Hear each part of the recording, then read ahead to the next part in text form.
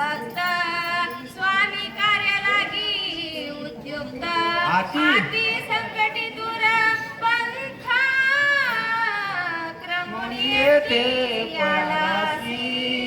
हे हनुमंता, तू असणारा रामाचा निज भक्त आहेस आणि स्वामी कार्याला सहाय्य करणारा म्हणजे तू आहेस. आणि एवढं अति संकटातून क्रमण करून या ठिकाणी तू आलेला आहेस. जासी म्हणती परम साधू वा वा वा.